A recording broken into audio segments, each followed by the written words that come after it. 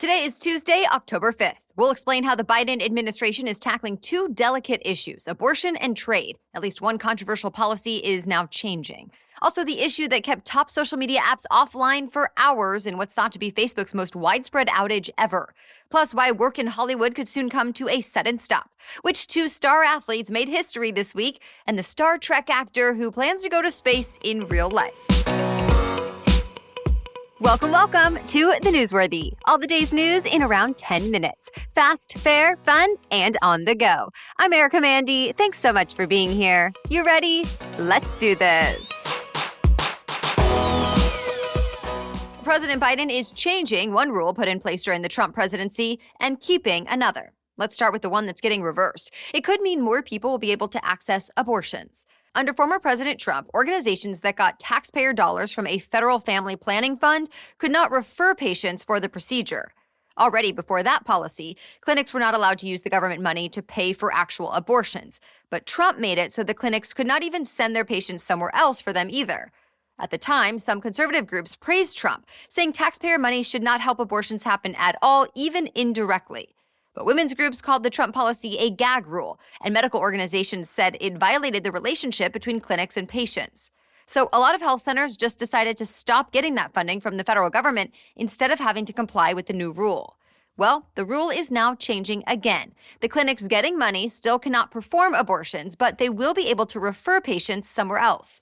In response, Planned Parenthood's president called the latest action a, quote, huge victory, and she says a lot of clinics that left the government program are planning to reapply soon. But some critics have come forward, too, saying if abortion advocates want the government out of their business, they should stop taking government money. Either way, the change in policy starts next month. Another key policy from the Trump administration is staying put. The Biden White House says it'll keep pressuring China on trade. The new U.S. trade representative slammed China for unfair trade practices this week, and she says President Biden is not going to lift the tariffs or extra tax on Chinese goods. She also says the U.S. is going to keep holding China accountable for the commitments it made during the Trump administration. Remember, Trump launched the biggest trade war since the 1930s to try and get China to buy more American goods and stop it from pressuring American companies to hand over trade secrets. After negotiations, the U.S. added the tariffs, making it more expensive for companies to buy Chinese products. And China promised to buy more American agriculture and energy products, as well as manufactured goods. Now, the Biden administration says it looks forward to restarting talks with China since the last agreement expires at the end of this year. But for now, the same policies stand. Investigators might have figured out what caused one of California's largest recent oil spills. They think an anchor on a large commercial ship might have struck the oil pipeline. At least that's what Amplify Energy is saying, and it's the company that owns the pipeline. Ships are given anchor points to make sure those pipelines are avoided. So the Coast Guard is still trying to figure out what exactly happened here and if the ship's captain knew the pipeline was hit. Officials say they'll have more information today. State and federal officials have launched criminal investigations into this spill as well. Since the pipeline first started leaking, roughly 126,000 gallons of oil have gushed into the Pacific Ocean off the coast of Southern California. It's still threatening Huntington Beach, Laguna Beach, Newport Beach, and other Orange County coastal cities, as well as the wildlife who live there. A lot of beaches are now closed, and they could stay that way for weeks or months. Thousands of people who work for the nation's largest school district are now on unpaid leave because they did not get vaccinated against COVID-19. The vaccine mandate took effect at New York City's schools this week. Mayor Bill de Blasio says about 95% of employees have complied, getting at least one dose of a COVID vaccine before the deadline. But the United Federation of Teachers says about 4,000 employees it represents have not, so they're not at work. And that includes about 2,000 teachers. Still, the mayor says he's optimistic a lot more of them will get vaccinated in the coming days. In the meantime, thousands of vaccinated substitute teachers are going to the schools that need them. The New York City school system is one of the first in the country to require vaccines for staffers without an option to get tested each week instead, but it does allow for religious and medical exemptions. A group of teachers did sue over this, but they were overruled. The Supreme Court also decided not to take up the case.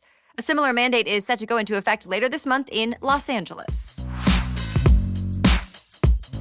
This year's Nobel Prize for Medicine went to two American scientists. They won for breakthrough research that could help doctors better treat chronic pain. Scientists David Julius and Artem Pataputian have done separate studies into how the nervous system reacts to heat, cold, and touch. They pinpointed specific receptors in our skin that respond to temperature changes and physical pressure. And other researchers are now using this information to develop new treatments for pain that could be alternatives to prescription opioids, which can be highly addictive. Experts say the research could also eventually lead to better heart disease treatments. More Nobel Prizes will be announced throughout the week. More news coming up, but first, thanks to our sponsor, Crowd Health. For some people in the United States, their choices are either going without health insurance at all or paying sky-high deductibles while still wondering whether their medical appointments and procedures will actually be covered. Well, now there's a new option that's really made for people who are healthy and not already getting health insurance through an employer. So think freelancers, those in the gig economy, entrepreneurs, and more. It's called Crowd Health. It's not health insurance, it's a community-powered alternative. Crowd Health gets rid of the insurance middleman and passes those savings to its members. And for some, it can save hundreds of dollars every month. Crowd Health helps people who want to get and stay healthy in return for lower prices. And right now, just for the Newsworthy listeners, you can get your first 6 months for just $99 per month. That's a savings of almost 50% versus their standard pricing and a lot less than some high-deductible plans. Just go to joincrowdhealth.com/99 to learn more and then enter the code Newsworthy at sign-up. That's joincrowdhealth.com/99 and then use the promo code Newsworthy. Crowd Health is not health insurance. It's a community-powered alternative. Term and conditions may apply. Facebook is finally back online after a massive outage. Facebook, along with the other apps it owns, like Instagram and WhatsApp, were down for more than 6 hours yesterday. A tracking firm says this outage was the most widespread in Facebook's history. The social media giant blamed the problem on what it called a configuration error, so not a cyber attack. The outage cut off communications between Facebook's data centers, and because of that, the platform would not work for billions of users. The internal systems were hit too, meaning some Facebook employees could not get into buildings or conference rooms because their digital badges stopped working. And security engineers had a hard time fixing the problem because even they could not get into server areas. But things slowly started coming back online last night, and the company says no user data was compromised. Remember, Facebook was already in the throes of a separate crisis before this outage happened. A former employee is accusing Facebook of prioritizing profits over what's good for the public, something the social media giant denies. That whistleblower is going to be testifying about that in front of Congress today, but the two issues are not thought to be connected. People who work behind the scenes in Hollywood could go on strike soon. Members of the International Alliance of Theatrical Stage Employees overwhelmingly voted to strike. The group represents tens of thousands of workers like camera operators, set builders, makeup artists, editors, and more. A national walkout would bring nearly all film and TV production to a halt. To be clear, the strike is not happening yet, but the vote means the union now has the power to begin a strike at any time. This is all happening because the union has been pushing for better working conditions and higher pay for its members. But contract negotiations with the studios have stalled.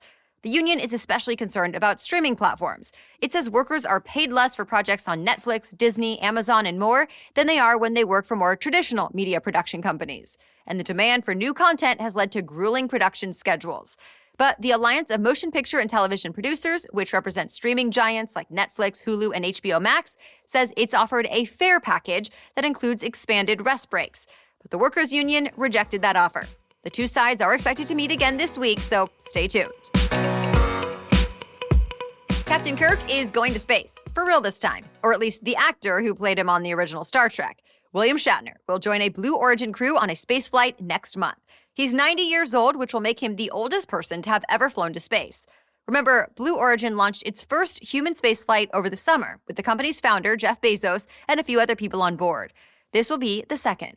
And this time, Shatner will be part of a 4-person crew, including 2 paying customers and Blue Origin executive Audrey Powers, who used to be a flight controller for NASA. The trip will go to space for just a few minutes, just past the internationally recognized boundary of space. Quarterback Tom Brady is now the NFL's all-time leader for passing yards. He's now thrown for more than 80,500 yards. Brady broke the record previously held by quarterback Drew Brees, who retired in 2018 after 20 seasons. Fittingly enough, Brady set the new record while playing against his old team, the New England Patriots, at Gillette Stadium in Massachusetts. Brady spent 20 years with the Patriots and won 6 Super Bowls with the franchise. He's now in his second season with the Tampa Bay Buccaneers. After Sunday's game, Brady gave credit to the wide receivers who he says have always done a great job catching his passes. Also in the sports world, history was made on the racetrack. Bubba Wallace won his first NASCAR Cup Series race at Talladega Superspeedway. Wallace is the first black man to win at NASCAR's Elite Cup level in nearly 60 years. The only other man to do it was Hall of Fame driver Wendell Scott in 1963. Today, we are all encouraged to show some extra gratitude for the teachers in our lives. That's because it's World Teachers' Day. The holiday has been celebrated every year since 1994. The day falls on October 5th because that was the day in 1966 when the United Nations adopted guidelines to promote the status of teachers around the world. For this year's theme, UNESCO chose the slogan, "Teachers at the Heart of Education Recovery." The idea is to find ways to support teachers as they work to get their students back on track during a global pandemic. And that's it for the main news today, but now it's time for Trivia Tuesday, when we ask a different trivia question every week. But first, thanks to our sponsor, Ritual. You all know I love to cite research, and Ritual offers plenty of it. The company says more than 97% of women 19 to 50 years old are not getting enough vitamin D in their diet, and 95% are not getting their recommended daily intake of key omega-3s. So Ritual invested in research for their Essential for Women 18 Plus multivitamin, specifically designed to help fill nutrient gaps in the diets of women ages 18 and up. The results? In a study published in the scientific journal Frontiers in Nutrition, Ritual's Essential for Women 18 Plus multivitamin was shown to increase vitamin D levels by 43% and omega-3 DHA levels by 41% in 12 weeks. It's part of the reason I feel so great about taking my Ritual vitamins as part of my everyday. I'm currently taking the postnatal vitamin, and I love knowing I'm not only getting those extra nutrients, but also the ingredients are non-GMO, traceable, and vegan-friendly, so there's no shady stuff in there. And right now, Ritual is offering my listeners 10% off your first 3 months. Just visit ritual.com/newsworthy and turn healthy habits into a ritual. That's 10% off at ritual.com/newsworthy. Okay, now back to Trivia Tuesday. Today's trivia question is, what's the brightest star in the sky? You can answer the question and play along on Instagram. Just find and follow us at NewsworthyPod. Just look for the trivia quiz in our Instagram stories today. As for last week's trivia question, what is the most common letter in the English language? The answer is E. The man who invented Morse code, Samuel Morse, was the first to figure this out, and it was later confirmed in a review of the Oxford English Dictionary. That review found that E shows up in 11% of all English words. The second most common letter is A, which appears in about 8% of words.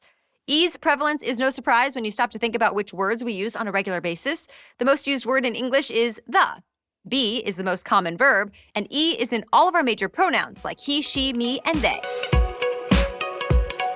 All right, thank you for tuning in to The Newsworthy today and every day, and a special thank you to the Newsworthy Insiders for all your support of the show. As always, we'll be back with more tomorrow. Until then, have a great day.